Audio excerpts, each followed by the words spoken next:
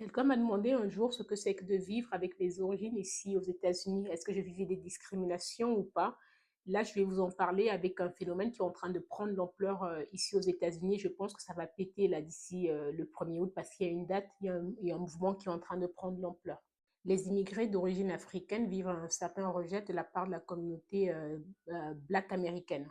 Il y a un appel au boycott de tous les commerces et business tenus par les personnes d'origine africaine. Boycott initié par les Noirs américains.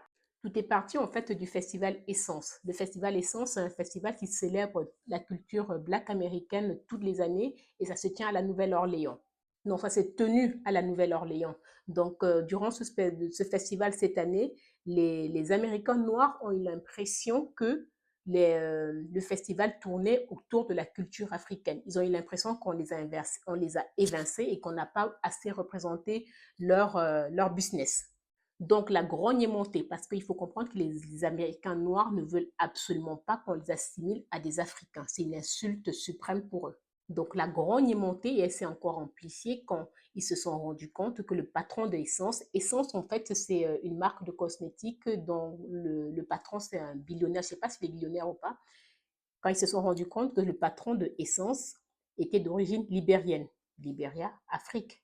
Et qu'en plus de ça, c'est un philanthrope qui reverserait les bienfaits, les revenus de ce festival à certaines associations en Afrique. Donc les Américains noirs estiment en fait que vu que leurs ascendants ont subi l'esclavage, ils devraient être légitimes sur tout ce qui représente la culture noire et on ne devrait pas tenir compte des Africains. Mais ce qui est étonnant, c'est qu'ils ciblent que la communauté d'origine africaine. Ils ont laissé les Chinois, les Jamaïcains, les Caraïbéens et toutes les autres, les Indiens, un peu les autres communautés qui ont plein de business florissants ici. Ils ne les ont pas attaqués, hein. Ils sont focalisés que sur les Noirs, les Africains noirs.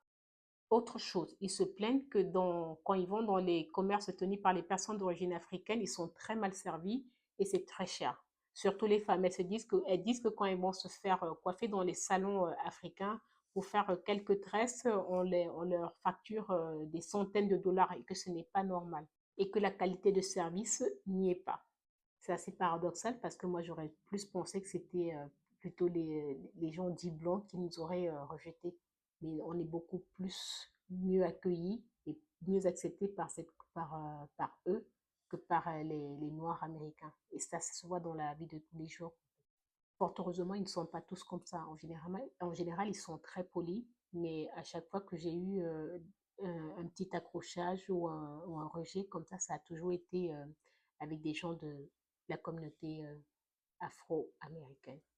En tout cas, j'espère que cette grogne va se calmer et qu'il n'y aura pas ce boycott et que ça n'ira pas plus loin. Parce que vraiment, ils sont très sanguins ici, ça peut aller très loin quand ils commencent à s'énerver.